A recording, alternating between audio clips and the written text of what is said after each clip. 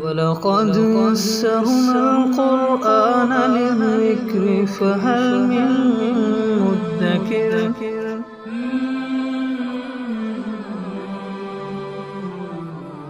سورہ جمعہ آیت نمبر 5۔ اعوذ باللہ من الشیطان الرجیم، بسم اللہ الرحمن الرحیم۔ مثل الذین حملوا التوراة ثم لم يحملوها كمثل الحمار يحمل أسفارا بئس مثل القوم الذین كذبوا بآیات اللہ واللہ لا يهدی القوم الظالمین۔ مثل الذین، مثال ان لوگوں کی، حملوا التوراة، جن کے اوپر تورات کو لادا گیا یا جن کے حوالے تورات کی گئی، ثم لم يحملوها، پھر وہ اس کو اٹھا نہ سکے، تو مثال ان کی کمثل الحمار، اس گدھے کی سی ہے، یحمل اسفارا، جو بہت سارے بوجھ اٹھاتا ہے، بئس مثل القوم الذین کذبوا بآیات اللہ، بہت بری مثال ہے اس قوم کی جنہوں نے اللہ کی آیات کو جھٹلایا، واللہ لا یہدی القوم الظالمین، اور اللہ ظالم قوم کو ہدایت نہیں دیتے۔ اس آیت مبارکہ میں، بلکہ اس سے پچھلی آیت میں، نبی پاک صلی اللہ علیہ وسلم کی ذات اقدس کے بارے میں تھا کہ هو الذی بعث فی الامیین رسولا منہم، کہ اللہ وہ ذات ہے جس نے اپنے رسول صلی اللہ علیہ وسلم کو امیین کی طرف بھیجا، اور پھر آپ علیہ السلام کی کچھ صفات بھی وہاں بیان فرمائی، یتلو علیہم آیاتہ ویزکیہم ویعلمہم الکتاب والحکمہ، یہ صفات بیان کی۔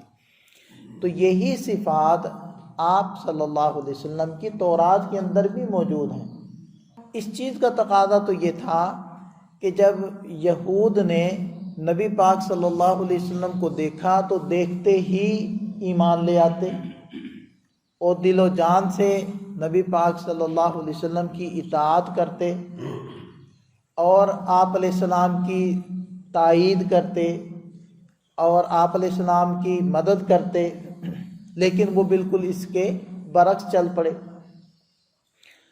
تو اس کی اللہ تعالیٰ مثال دے رہے ہیں کہ جائے کہ وہ تورات پر عمل کرتے ہوئے نبی پاک صلی اللہ علیہ وسلم کو پہچان تو چکے تھے، یعنی مان لیتے، ایمان لے آتے، لیکن انہوں نے اس کے برعکس کیا۔ صرف یہی نہیں کہ نہیں ماننا، ایمان نہ لائے، بلکہ مخالفت شروع کر دی۔ تو یہ تو پھر جو تورات ان کے پاس موجود ہے، جو تورات ان کو دی گئی ہے، تو اس پر گویا کہ یہ خود عمل نہیں کر، اور یہ تو ایسے ہی ہو گیا گویا کہ ایک گدھے کے اوپر کتابیں رکھی ہوئی ہیں، اس گدھے کو نہیں پتا کہ ان کتابوں کے اندر کیا ہے، وہ کیسے عمل کرے۔ تو اس گدھے کی طرح یہ لوگ ہو گئے کہ کتابیں تو اٹھائے پھر رہے ہیں، تورات تو اٹھائے پھر رہے ہیں، لیکن اس سے دنیاوی مال و منصب ان کا مطلوب ہے، جو کچھ اس میں لکھا ہے اس کو ماننے کے لیے تیار نہیں۔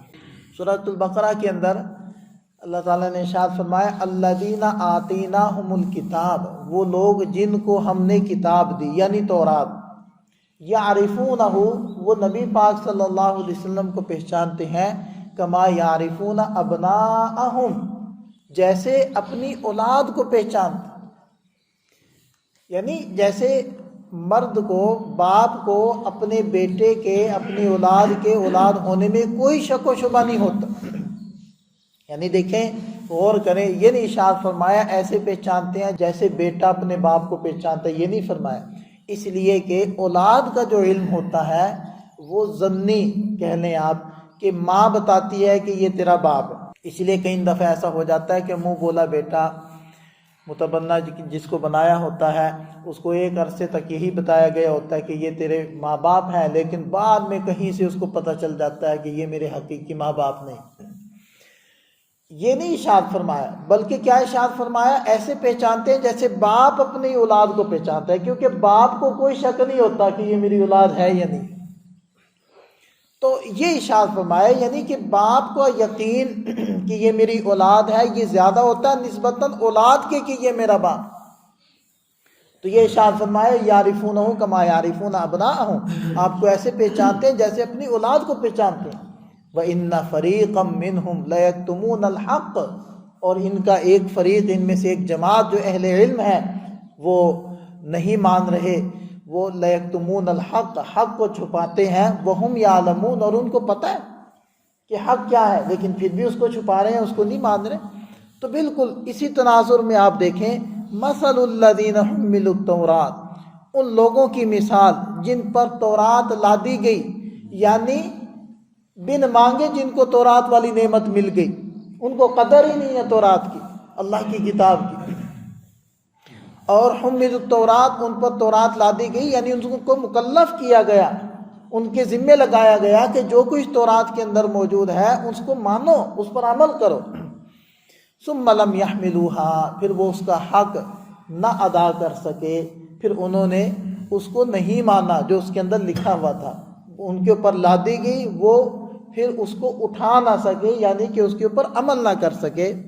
تو ان کی مثال تو اس گدھے کی سی ہے جو بوجھ اٹھائے پھر رہا ہے، نہ محقق ہوا نہ دانش مند، چار پائے بروئے کتابیں چند، کہ نہ محقق ہوا تحقیق کرنے والا، نہ عقل مند ہوا، بس ایک چوپایا ہے جس کے اوپر چند کتابیں لدی ہوئی۔ کمثل الحمار یحمل اسفارا، اسفار سفرون کی جمع ہے، سفرون کہتے ہیں بڑی کتاب کو۔ تو جیسے کہ گدھے کے اوپر کتاب لاد دی، اب وہ کتاب تو اٹھائے پھر رہا ہے لیکن نہیں معلوم اس میں کیا ہے، نہ اس کے اوپر عمل کر رہا ہے۔ تو یہود کی مثال بھی اسی گدھے کی طرح ہے، کتاب تو یہ اٹھائے پھر رہے ہیں لیکن اس کے اوپر عمل کرنے کے لیے تیار نہیں ہے۔ بئس مثل القوم الذین کذبوا بآیات اللہ، بہت بری مثال ہے اس قوم کی جنہوں نے اللہ کی آیات کو جھٹلایا۔ اللہ کی آیات کو کوئی کیسے جھٹلائے گا؟ کیا یہود یہ کہتے تھے کہ تورات اللہ کی کتاب نہیں ہے؟ وہ تو مانتے تھے، پھر کیسے جھٹلایا انہوں نے تورات کو؟ یعنی اس کے اوپر عمل نہیں کیا۔ ایک ہوتا ہے قول کا جھٹلانا، یعنی زبان سے بول کر کہنا کہ یہ اللہ کی کتاب نہیں ہے، یہ زبان کا جھٹلانا۔ ایک ہوتا ہے حال اور عمل کا جھٹلانا، یعنی اس کے اوپر عمل نہ کرے۔ تو ذرا ہم غور کریں، کیا آج کل مسلمانوں کی مثال کچھ ایسی نہیں بنتی؟ کذبوا بآیات اللہ، اللہ کی آیات کو جھٹلانے والی۔ کہ MBA تو کیا جا رہا ہے، CSS تو کیا جا رہا ہے، CA تو ہو رہا ہے، اور ایسے ذوق اور شوق سے لوگ کر رہے ہیں، 12 لاکھ فیسیں جمع کروا کر اور پتہ نہیں کتنا کتنا خرچہ کر کے کہ شاید یہ جنت کی ڈگری ہیں، اسی انداز میں کی جا رہی ہیں، اسی شوق اور جذبے سے کی جا رہی ہیں۔ لیکن نہیں آتا تو قرآن نہیں آتا، نہ پڑھنا آتا ہے۔ مطلب آپ دیکھ لیں کہ اس ملک کے وزیر بنے ہوئے لوگ، ان کو قل واللہ احد نہیں آ رہی، آن دی ریکارڈ چیزیں۔ یعنی دینی اعتبار سے مسلمانوں کی زبوں حالی اور پستی کا عالم یہ ہے کہ کتنے بڑے بڑے کلیدی عہدوں پر لوگ پہنچ کر ان کو قرآن کی چھوٹی سے چھوٹی آیات اور صورتیں ان سے واقفیت۔ آگے بڑھیں تو آگے تو پھر اندھیرا ہی آپ کو دکھے گا، کہاں قرآن کی زبان جانیں گے، کہاں قرآن کو سمجھیں گے کہ قرآن میں ہے کیا، کیا اس کے اوپر عمل کریں گے۔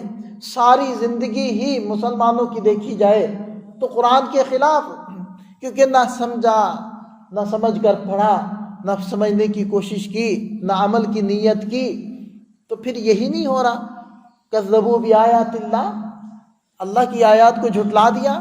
اور کیا صرف ہم اس لیے دنیا کے اندر فائق ہو جائیں گے، برتری حاصل کر لیں گے کہ نبی پاک صلی اللہ علیہ وسلم کی امت میں سے ہیں؟ یہی زام تو یہود کو لے بیٹھا تھا، آگے ان کا تذکرہ آ رہا ہے، کل انشاءاللہ ہم اس کو بھی پڑھیں گے کہ یہود کو یہی تو گھمنڈ تھا کہ ہم تو انبیاء کرام کی اولاد ہیں، نحن ابناء اللہ واحباؤہ، ہم تو اللہ کے بیٹے، اللہ کے محبوب، اللہ تعالی ہمیں جہنم میں نہیں ڈالے گا۔ ہاں اگر کبھی ڈالنا بھی پڑا تو لوگوں کو دکھانے کے لیے، مطمئن کرنے کے لیے، چند روز کے لیے اللہ تعالیٰ ڈال دیں گے، پھر نکال دیں گے۔ یہ ان کے دعوے تھے، تو یہی دعوے آج یہ امت کر رہی ہے۔ ہم تو امت محمد ہیں صلی اللہ علیہ وسلم، ہم تو بخشے ہوئے، ہم تو یہ، ہم تو وہ۔ اس میں کوئی شک نہیں ہے کہ ہم بڑے ہی سعادت مند ہیں کہ حضرت محمد صلی اللہ علیہ وسلم کی امت میں ہیں، لیکن اتنا ہونا کافی نہیں ہے۔ جب نبی پاک صلی اللہ علیہ وسلم اپنی بیٹی سے فرما رہے ہیں، میری بیٹی اس کے اوپر اکتفا نہ کر لینا کہ میں دو جہانوں کے سردار محمد صلی اللہ علیہ وسلم کی بیٹی ہوں، اے بیٹی کل قیامت کے دن عمل کے بارے میں پوچھا جائے گا، عمل لے کر آئیں۔ تو صرف اتنا کافی نہیں ہے، اسی وجہ سے دیکھ لیں حالات کیا، عمل سے امت جھٹلا رہی ہے۔ بئس مثل القوم الذین کذبوا بآیات اللہ، بڑی بری مثال ہے اس قوم کی جس نے اللہ کی آیات کو جھٹلایا۔ واللہ لا یہدی القوم الظالمین، اللہ تعالیٰ ظالموں کو زبردستی ہدایت نہیں دیتا۔ ہدایت کوئی اتنی معمولی اور گھٹیا چیز نہیں ہے کہ زبردستی دی جائے، یہ تو طلب پر ملتی ہے، رونے پر ملتی ہے، عمل پر ملتی ہے، مسلسل اس سے مانگنے پر بھی اللہ دے دے تو بڑی بات ہے۔ اور کوئی نہ چاہتا ہو انلزمکموہا وانتم لہا کارہون، ہم ہدایت تم سے چمٹا دے اور تم ناپسند کرتے، ایسا نہیں ہوگا۔ اس کے لیے تو بڑی جد و جہد کرنی پڑتی ہے، تگ و دو کرنی پڑتی ہے، طلب دکھانی پڑتی ہے، تب ملتی ہے۔ تو اس لیے یہ ہم سب کے لیے لمحہ فکریہ ہے، پوری امت کے لیے لمحہ فکریہ ہے کہ ہم قرآن کو نہ سمجھ کر اور قرآن کو اپنے عمل سے جھٹلائے تو نہیں جا رہے، اور کہیں ہم بھی اللہ تعالیٰ کے غصے اور غیظ و غضب کے مستحق تو نہیں بنے ہوئے۔ تو اگر ایسا ہے تو ہمیں توبہ کرنی چاہیے اور لوٹنا چاہیے اللہ کی طرف، لوٹنا چاہیے اس کی کتاب کی طرف، اس کے احکامات کی طرف۔ اللہ تعالیٰ ہم سب کو سمجھ عطا فرمائے۔